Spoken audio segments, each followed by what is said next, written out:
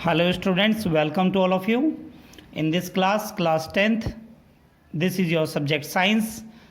We are continuing our chapter number 15, our environment. Okay students, this is your video number 63. इस video में हम आपको पढ़ाएंगे trophic level से आगे, जो हमने लास्ट क्लास में हमने आपसे डिस्कस किया था ट्रॉपिक लेवल, ठीक है। एंड हमने आपको फूड चेन के बारे में आपको बताया था। यहाँ पर हम स्टडी करेंगे बच्चों, स्टार्ट करेंगे अपना next topic, significance of food chain. Significance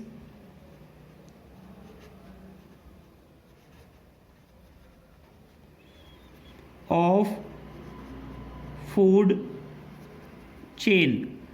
food chain के क्या क्या सिग्निफिकेंस हैं, क्या क्या इसके एडवांटेजेस हैं, इसके बारे में बच्चों हम यहाँ पर स्टडी करेंगे। ओके स्टूडेंट्स, चलिए स्टार्ट करते हैं बच्चों आज का लेक्चर और आपको बताते हैं सिग्निफिकेंस फूड चेन की। ठीक है बच्चों, नंबर फर्स्ट पॉइंट है बच्चों आपका, इन food chain food chain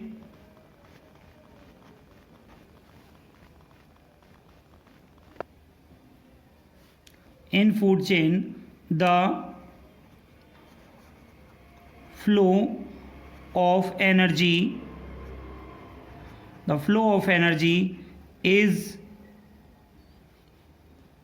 in unit direction, unit direction को बच्चों हम यूनिट डायरेक्शन भी बोलते हैं। यूनिट डायरेक्शन मीन्स बच्चों केवल एक ही डायरेक्शन में होती है। जैसे कि हम इसको एग्जांपल आपको बता सकते हैं बच्चों, जैसे ग्रास जो है वो हर्बीवोर के द्वारा खाई जाती है, ठीक है। अब जो है हर्बीवोर जैसे गॉट वगैरह है वो ग्रास को खाते हैं, ठीक है। अब ग्रास हर्बीवोर को थोड़ी खा सकती है, समझ में आ रहा है ना बच्चों। तो इसीलिए इसे हम यूनिट डायरेक्शन बोलते हैं, ठीक है। केवल इसमें सिंगल डायरेक्शन होती है, ठीक है। This means energy flows from producer to consumer, यानी जो एनर्जी है वो प्रोड्यूसर से कंज्यूमर में फ्लो करती है। ओके स्टूडेंट्स, नेक्स्ट पॉइंट हम देखेंगे सिग्निफिकेंस ऑफ फूड चेन का। यहाँ पर इन food chain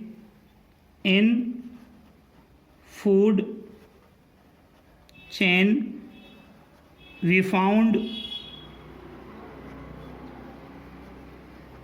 which type of animal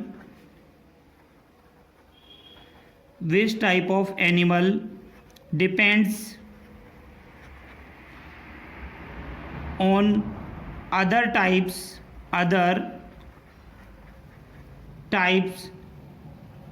of animals or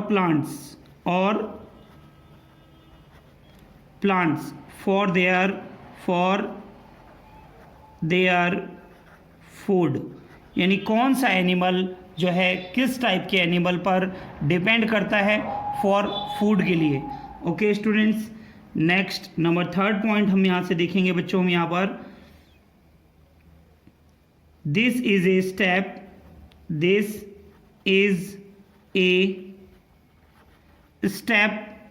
wise system from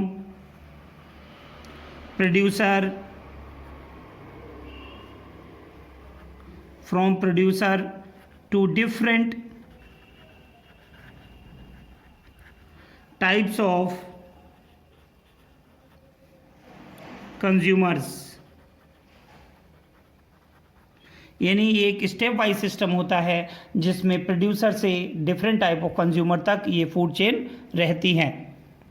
okay students, चलिए अब हम आपको कुछ एग्जांपल के बारे में आपको बताते हैं। एग्जांपल देखेंगे बेटा, इसमें हम टाइप्स ऑफ फूड चेन में भी आपकी टेरेस्ट्रियल फूड चेन भी होती है एंड एक्वेटिक फूड चेन भी होती है, ठीक है। टेरेस्ट्रियल फूड चेन के बारे में देखें example,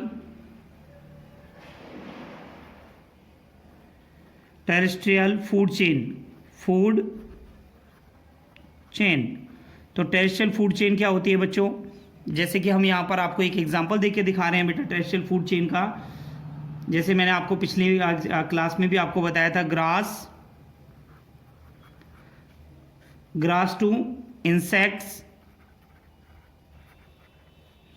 insects to snake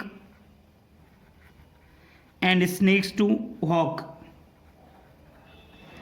okay students, and यहाँ से अगर हम सेकंड अगर हम एग्जांपल देखें, अगर हम ये जो होती है टेरेस्ट्रियल फूड चेन कहाँ पाई जाती है बच्चों, जो ज़मीन पर पाई जाती हैं। अब हम देखेंगे यहाँ पर नेक्स्ट हम देखेंगे एक्वेटिक फूड चेन के बारे में।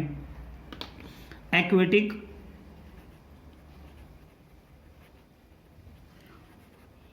फूड चेन, ठीक है बच्चों। ये एग्जांपल्स जो मैं आपको बता रहा हूँ बेटा, ये एग्जांपल आपके एग्जाम में पूछे जाते हैं, इसीलिए सभी बच्चे ध्यान से देखें। Phytoplankton,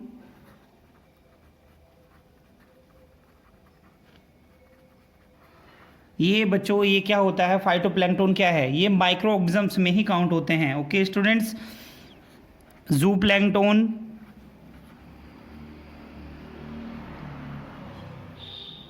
zooplankton to fish and fish to shark। तो ये बच्चों ये जो मैंने एग्जांपल आपको बताए हैं, ठीक है, ये आपके एग्ज़ाम में आते हैं। ठीक है स्टूडेंट्स, तो सभी बच्चे ये ध्यान रखेंगे कि आपके जो है ये मैंने आपको एग्जांपल अलग से दिए हैं बच्चों, ये सिग्निफिकेंस से अलग मैंने आपको ये समझाए हैं। ठीक है स्टूडेंट्स, अगर सिग्निफिकेंस में अगर हम और अगर पॉइंट्स को अगर ऐड करना चाहें तो हम नेक्स्ट पॉइंट हम देख सकते हैं। देखिए बच्चों यहाँ पर step number 4,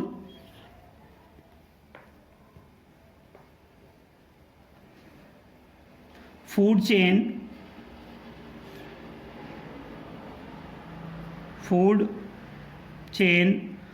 also help to understand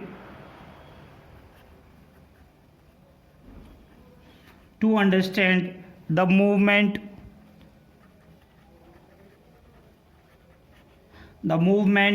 of toxic substances and problems associated with biological magnification in the ecosystem,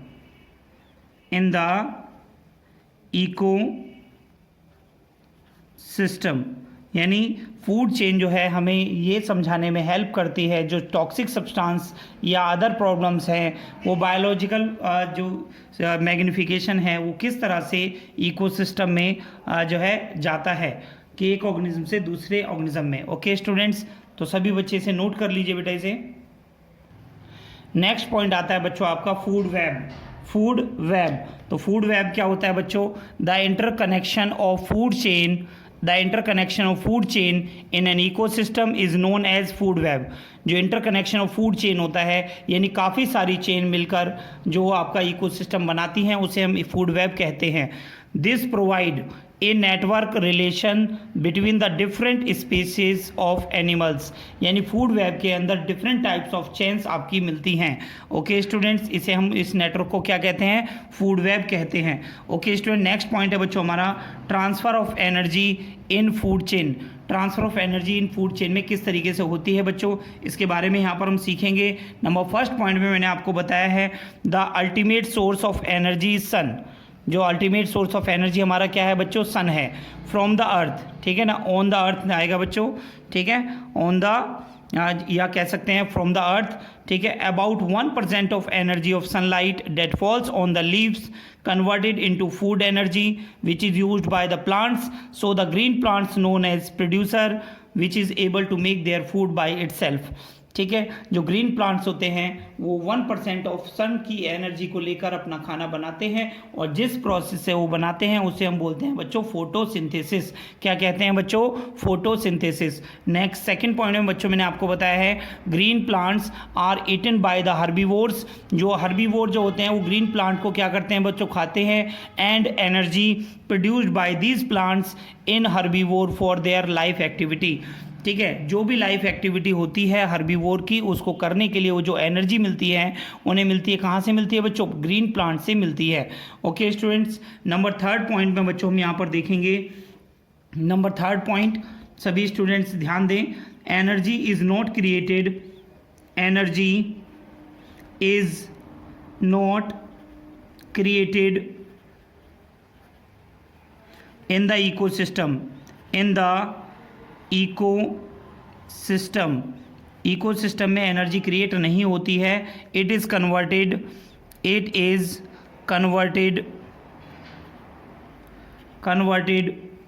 from one form to another form, from one form to another form. Okay students, यहाँ पर जो energy है वो one form से another form में convert होती है। Okay students, सभी बच्चे नोट करें इसे। नेक्स्ट पॉइंट देखेंगे बच्चों हम यहाँ पर ट्रांसफर ऑफ एनर्जी का हम देखेंगे। इसमें transfer of energy in food chain बच्चों हम यहाँ पर पढ़ रहे हैं। ठीक है स्टूडेंट, तो this is your fourth point. And fourth point है बच्चों इसका, there is a loss of energy at each energy transform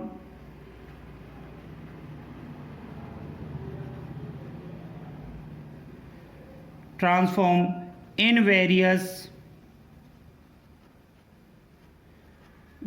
tropic levels,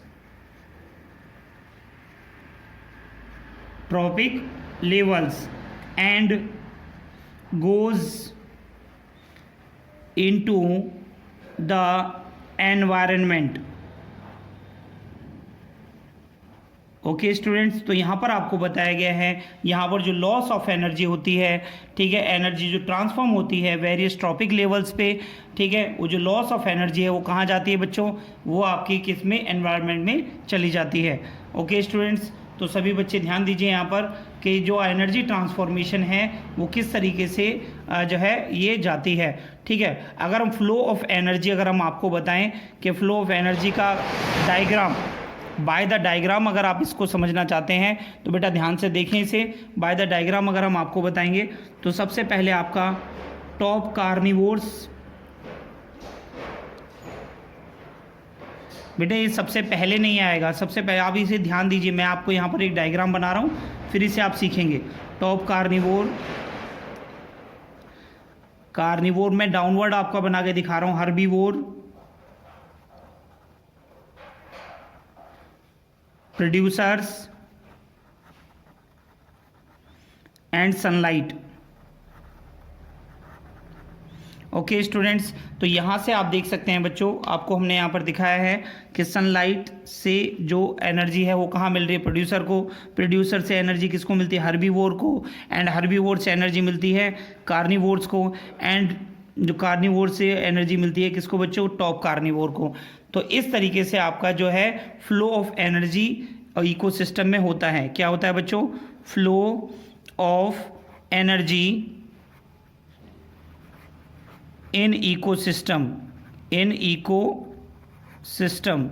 okay students, तो सभी बच्चे ध्यान रखेंगे flow of energy in ecosystem में किस तरीके से होता है। ठीक है स्टूडेंट्स, नेक्स्ट पॉइंट आता है बच्चों इसी में आपका 10% लॉ। बच्चों ये बहुत ही इंपॉर्टेंट है exam at the point of, अगर हम देखें according two point of board exam आपका 10% लॉ। ये 10% लॉ क्या है बच्चों? ध्यान दीजिए बेटा सभी स्टूडेंट्स यहाँ पर।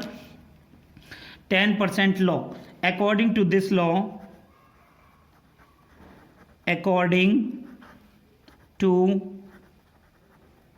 law, only 10% of energy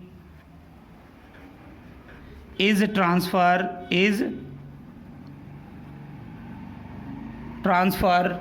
only 10% of energy is transfer from one tropic level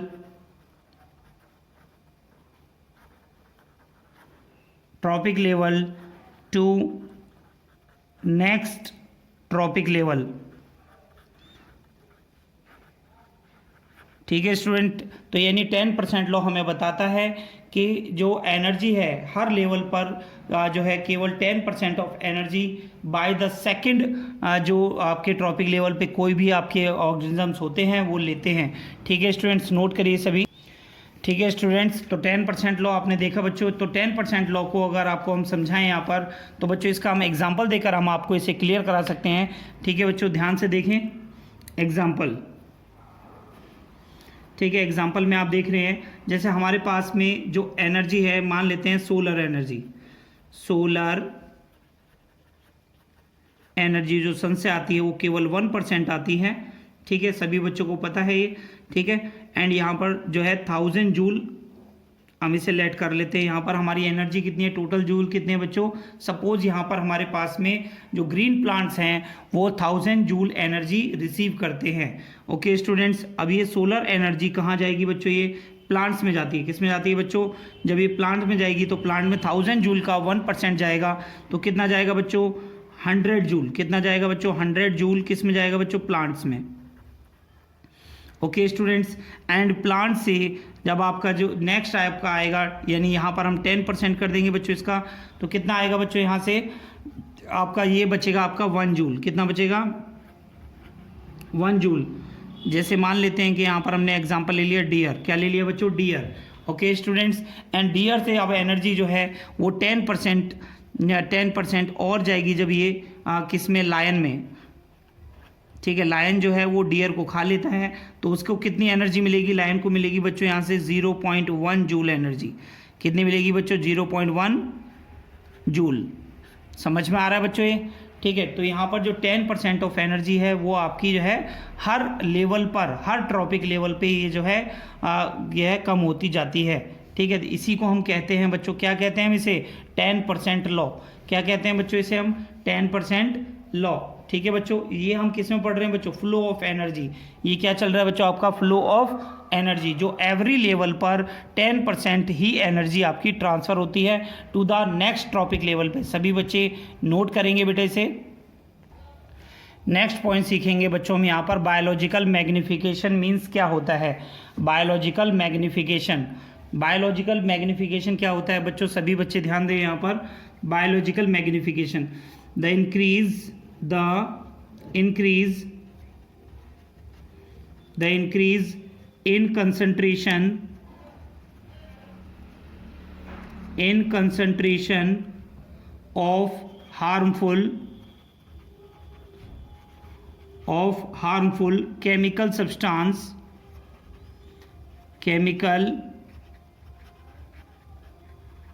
substances like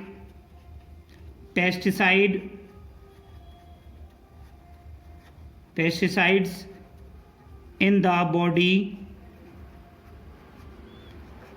of living organisms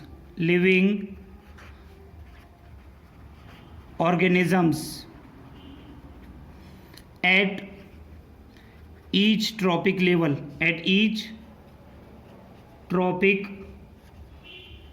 level, of a food chain is called biological magnification.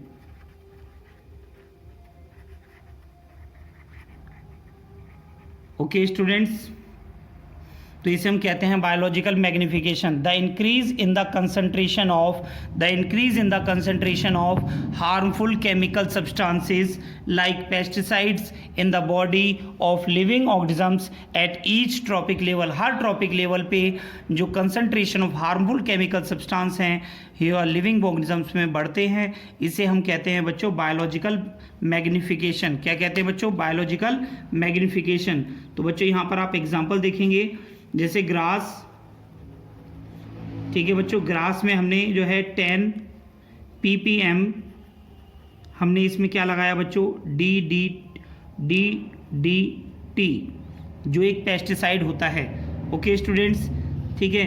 तो यहाँ से अगर जो ग्रास को जो खाएगा, जैसे डियर जो है वो ग्रास को खाती है, ये हार्बीवोर है बच्चों, तो यहाँ पर आपका जो है कंसंट्रेशन आपका इंक्रीज कर जाएगा, 200 ppm हो जाएगा। ठीक है स्टूडेंट्स, ये क्या है बच्चों? DDT जो आपका पेस्टिसाइड की जो मात्रा है वो बढ़ जाएगी। एंड जो लायन है, और जब लायन जब इसको लेता है, ठीक है, तो यहाँ पर कंसंट्रेशन और ज़्यादा इंक्रीज हो जाती है लायन में। तो कितनी हो जाती है बच्चों? 5000 ppm। ओके स्टूडेंट्स, किसकी ये हो जाती है बच्चों? DDT की।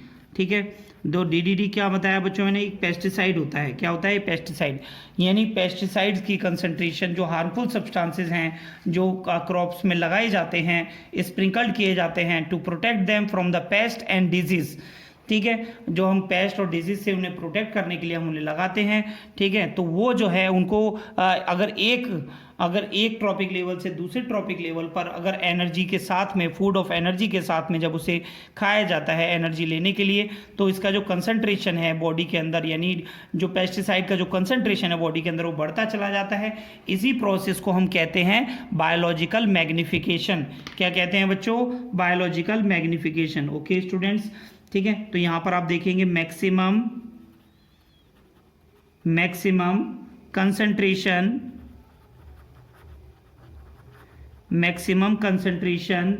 Of such pesticides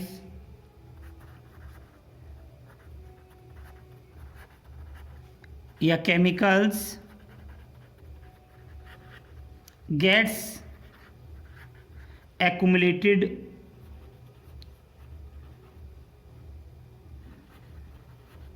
accumulated in human bodies।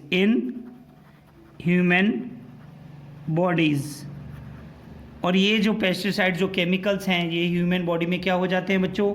ये एक्यूमुलेट हो जाते हैं। ठीक है, एंड ये जो है it is increases on increasing tropic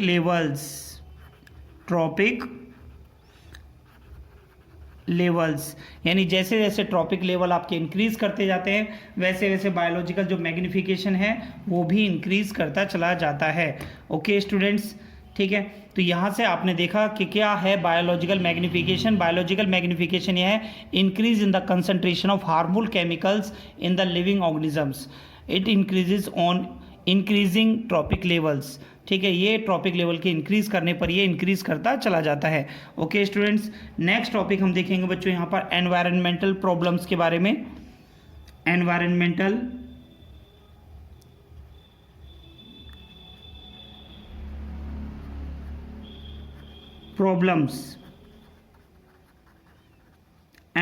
problems क्या हैं according to the our environment.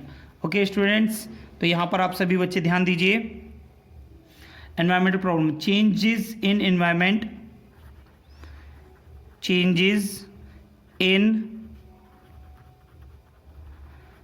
Environment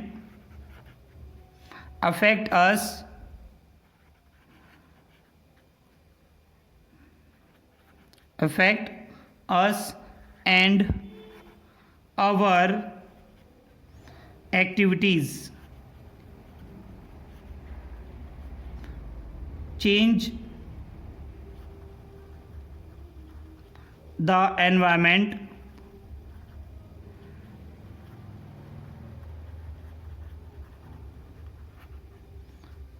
around us.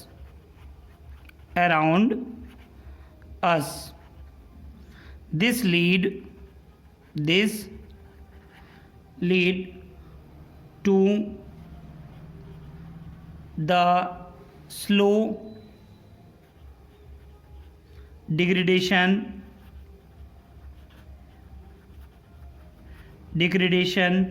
of environment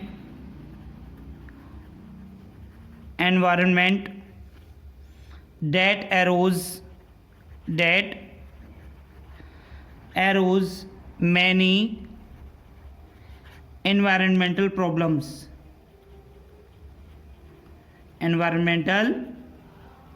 problems. For example, depletion of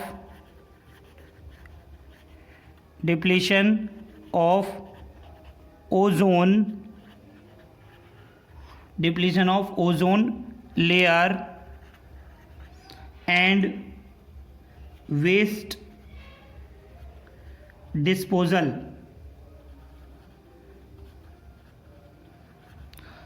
okay students, तो यहाँ पर आप देख रहे हैं एनवायरमेंटल प्रॉब्लम्स क्या हो सकती है. ठीक है, चेंज इन द एनवायरनमेंट, जो अगर एनवायरनमेंट में चेंज होता है that can affect us and affect our activities, वो हमको भी इफेक्ट करता है, हमारी एक्टिविटीज़ को इफेक्ट करता है. एंड जो हमारी एक्टिविटीज़ हैं that can change to the environment around us, वो हमारे अराउंड अस जो एनवायरनमेंट है उसको वो चेंज कर सकती हैं. This lead to the slow of degradation of environment that arose many environmental problem, जिसकी वजह से काफ़ी सारी environmental problem हो सकती हैं. जैसे कि आपको एग्जांपल बताया गया depletion of ozone layer and waste disposal. Okay students, अब यहाँ पर हम बच्चों पढ़ेंगे हम यहाँ पर ओजोन लेयर क्या है, फॉर्मेशन ऑफ ओजोन लेयर किस तरह से होती है, ठीक है, and depletion of ozone layer किस तरीके से होता है. ओके स्टूडेंट्स, नोट करिए सभी. तो बच्चों नेक्स्ट टॉपिक है बच्चों हमारा यहाँ पर environmental problem number 1. Environmental problem number 1 है हमारी यहाँ पर ओजोन लेयर. क्या है बच्चों? Ozone layer. ठीक है बच्चों, ओजोन लेयर के बारे में हम यहाँ पर आपको बता रहे हैं कि ओजोन लेयर क्या है, ये फॉर्म कैसे होती है, इसके डिप्लीट होने से क्या होगा. ठीक है, इसके बारे में आपको बताया गया है. Ozone is a combination of one atom of oxygen and one molecule of oxygen. It contain 3 atoms of oxygen combined together. यानी ओजोन कॉम्बिनेशन है 1 एटम ऑफ ऑक्सीजन का एंड 1 मॉलिक्यूल ऑफ ऑक्सीजन का. 1 एटम ऑफ ऑक्सीजन जिसमें single O आएगा and 1 molecule में O2 आएगा. जब दोनों कंबाइन करेंगे तो 3 एटम हो जाएंगे. ये बनाते हैं बच्चों ओजोन. ठीक है बच्चों, it is a gas which is poisonous in nature. It is found in stratosphere. ये स्ट्रेटोस्फेयर में पाई जाती है ozone layer 20 to 30 kilometre above the earth. Okay students, next point है बच्चों मैंने आपको बताया है यहाँ पर ओजोन लेयर के बारे में. ओजोन लेयर शील्ड करती है द अर्थ, शील्ड माने प्रोटेक्ट करती है टू द अर्थ. ठीक है, from the harmful UV rays. UV जो रेडिएशन होती हैं जो सन से आती हैं, ठीक है, उनसे प्रोटेक्ट करती है, शील्ड रखती है, बना के रखती है. ठीक, प्रोटेक्टिव लेयर बना के रखती है जो अर्थ तक उन्हें नहीं आने देती है. अगर ये दीज रेडिएशंस कैन कॉज, यानी अल्ट्रावायलेट जो रेडिएशन है that can cause skin cancer and highly damaging to the organism. Okay students, अब हम पढ़ेंगे बच्चों यहाँ पर फॉर्मेशन ऑफ ओजोन लेयर क्या है. Formation of ozone layer. Formation of ozone layer में आपको बताया है बच्चों ओजोन लेयर कैसे फॉर्म होती है. Ozone layer is formed by UV rays. Ultraviolet rays से ये फॉर्म होती है. कैसे होती है अल्ट्रावायलेट रेज, कैसे इसे बनाने में मदद करती हैं. These raise convert oxygen molecule into oxygen atom. यानी जो अल्ट्रावायलेट रेज हैं वो ऑक्सीजन मॉलिक्यूल को ब्रेक डाउन कर देती हैं और उसे सिंगल एटम में कन्वर्ट कर देती हैं. जब ये atom when this atom is react with O2 it forms ozone. ये क्या बना लेता है बच्चों? ओजोन बना लेता है. यानी O2 रिएक्ट करता है एक सिंगल एटम के साथ में जो आपका ओजोन बन जाता है. क्या बन जाता है बच्चों? ओजोन. समझ में आ गया बच्चों यहाँ पर इस तरीके से आपकी जो ओजोन लेयर बनती है. ओके स्टूडेंट्स, नोट करिए सभी. नेक्स्ट पॉइंट सीखेंगे बच्चों आप यहाँ पर डिप्लीशन ऑफ ओजोन लेयर। अगर डिप्लीशन ऑफ ओजोन लेयर होता है तो यहाँ पर क्या क्या नुकसान हो सकता है उसके बारे में आपको बताया गया है। डिप्लीशन ऑफ ओजोन लेयर किसे कहते हैं? The thinning of ozone layer, ozone layer का आप पतले से पतला हो जाना, उसका डैमेज हो जाना, that is known as depletion of ozone layer. इसी को हम ओजोन डिप्लीशन कहते हैं। Okay students, the depletion of ozone layer is due to CFC। CFC का मतलब होता है बच्चों chlorofluorocarbon, chlorofluorocarbon. This chemical is used in refrigeration. ये रेफ्रिजरेटर में जो हम यहाँ पर घर पे अपने फ्रिज वगैरह इस्तेमाल करते हैं, AC इस्तेमाल करते हैं, फायर एक्सटिंग्विशर हम इस्तेमाल करते हैं, उनसे गैस निकलती है CFC, क्लोरोफ्लोरोकार्बन। ठीक है बच्चों, स्प्रे से भी ये गैस निकलती हैं। ठीक है, रेफ्रिजरेशन, फायर एक्सटिंग्विशर्स, ठीक है, and spray etcetera, these are the examples from which this gas is released. Okay students, this gas chlorofluorocarbon react with ozone. ये जो गैस है वो ओजोन के साथ रिएक्ट करती है एंड डिस्ट्रॉय इट, और उसको डिस्ट्रॉय कर देती है। तो बच्चों जैसे कि मैंने आपको बताया था कि अगर ओजोन लेयर जो है वो अगर डिस्ट्रॉय हो जाएगी तो बच्चों क्या होगा, मैंने लास्ट वाले पॉइंट में भी बच्चों मैंने आपको समझाया है, ध्यान से देखें बेटा। इसमें this if this layer is disappear, अगर ये ओजोन लेयर जो है डिसअपियर हो जाती है, पूरी कंप्लीटली डिस्ट्रॉय हो जाती है, देन यूवी रेज जो यूवी रेज हैं, अल्ट्रावायलेट रेडिएशंस हैं, रीच टू द अर्थ, वो अर्थ पर आ जाएंगी, विच कॉज स्किन कैंसर, जो स्किन कैंसर कर सकती है। ठीक है, जो लिविंग ऑर्गेनिजम्स हैं उनको स्किन कैंसर हो सकता है, and also damage to the other plants and animals, और अदर प्लांट्स एंड एनिमल्स को ये डैमेज कर देती हैं। ओके स्टूडेंट्स, तो आप यहाँ से देख रहे हैं डिप्लीशन ऑफ ओजोन लेयर जो है वो किस तरीके से जो हार्मफुल हो सकती है। ठीक है, तो यहाँ पर जो गवर्नमेंट ने काफ़ी सारे रूल्स बनाए हैं, ठीक है, कुछ प्रोग्राम्स बनाए हैं, जिनमें से एक प्रोग्राम है बच्चों आपका UNEP। यूनिप प्रोग्राम में आपको क्या बताया है? यूनिप का मतलब होता है बच्चों यूनाइटेड नेशंस एनवायरनमेंट प्रोग्राम। तो यूनिप इस प्रोग्राम में बच्चों, ठीक है, succeeded in forming N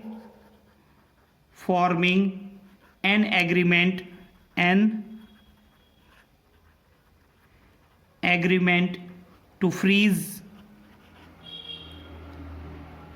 CFCs production at 1986 levels। Okay student, तो यहाँ पर इस गैस को फ्रीज करने का भी जो है एक मेथड बनाया गया है, जिससे ये जो लेयर है ये जो CFC है वो ओजोन लेयर को नुकसान ना पहुँचाए। ओके स्टूडेंट्स, तो आज की क्लास में इतना ही बच्चों। नेक्स्ट क्लास में आपको हम इसके नेक्स्ट पार्ट के बारे में बताएंगे, that is garbage, managing of garbage and method of waste disposal, and हम आपको बताएंगे biodegradable substance and non biodegradable substance. Okay students, ये जो चैप्टर आपका चल रहा है अवर एनवायरनमेंट, कौन सा चैप्टर चल रहा है बच्चों? अवर एनवायरनमेंट। ओके स्टूडेंट्स, ठीक है, सभी बच्चे ये चैप्टर अपनी NCERT की बुक से लगातार आप पढ़ते रहिए।